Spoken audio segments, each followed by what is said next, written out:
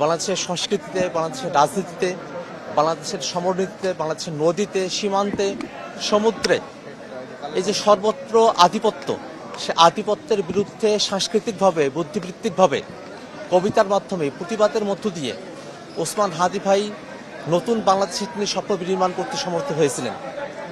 তিনি গণতন্ত্রের বাংলাদেশ চেয়েছিলেন, ইনসাফের বাংলাদেশ চেয়েছিলেন, তিনি আধিপত্যবাদ মুক্ত এক বাংলাদেশ চেয়েছিলেন, যে বাংলাদেশ স্বনির্ভরভাবে বিশ্বের বুকে মাথা উঁচু করে দাঁড়াতে পারে।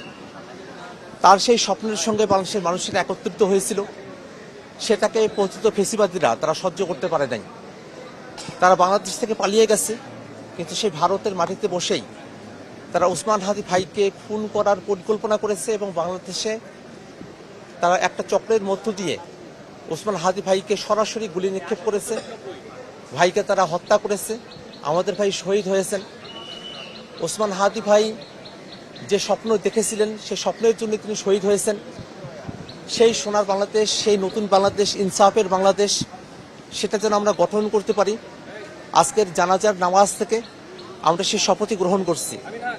ওসমান হাদি ভাইয়ের মরদেহ কবরে শায়িত করে কবরে মাটি দিয়ে সেই হাত নিয়ে আপনাদের কাছে উপস্থিত হয়েছে। সেই কবরের তাজা মাটি আমাদের হাতে লেগে আছে এখনো। সেই মাটির শপথ, ওসমান হাদি ভাইয়ের জানাজায় এত মানুষের সমাগম হয়েছিল, সে সব মানুষের শপথ। এবং আজকের জানাজা আওয়ামী লীগ এবং তাদের দোসরদের জন্য একটা রিমাইন্ডার যে বাংলাদেশে যদি জুলাইকে কোনো কারণে আঘাত করা হয়, জুলাইকে যদি নস্যাৎ করার পরিকল্পনা করা হয়, জুলাইয়ের পক্ষে যারা আছে তাদের জীবনকে যদি হুমকির মুখে ফেলা হয়, তাহলে বাংলাদেশের কোনো মানুষ দলমতের পার্থক্য করবে না। বাংলাদেশের সকল দলের মানুষ, ফেসিবাদ বিরোধী সকল মানুষ, সকল ছাত্র সংগঠন, আপামর জনতা, তারা সকলে একযোগে তারা রাজপথে নেমে আসবে। আজকের জানাজার মধ্য দিয়ে সেটা আবারও প্রমাণিত হয়েছে। আজকে জুলাই আমাদের কাছে আবারও ধরা দিয়েছে।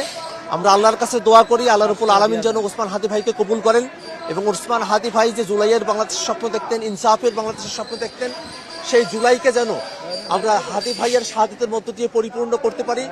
এই দোয়াই আল্লাহ রাব্বুল আলামিনের কাছে আমরা করতে চাই। ওসমান হাদি ভাইকে যারা হত্যা করেছে, এটা শুধু একজন দুইজন ব্যক্তি নয়, এটা একটা গ্রুপ, একটা চক্র। তারা দেশের ভিতরে থেকে, দেশের বাইরে থেকে এই ষড়যন্ত্র করেছে এবং গুলি তারা করতে সক্ষম হয়েছে। তারা এখনো পর্যন্ত ধরাছোঁয়ার বাইরে আছে। আমরা অন্তর্বর্তীকালীন সরকারের কাছে আহ্বান জানাবো, খুবই দ্রুত সময়ের মধ্যে ওসমান হাদি ভাইকে যারা গুলি করেছে তাদেরকে খুঁজে বের করে গ্রেফতার করতে হবে। তারা যদি ভারতে পালিয়ে থাকে, তাহলে ভারত থেকে তাদেরকে ধরে নিয়ে আসতে হবে।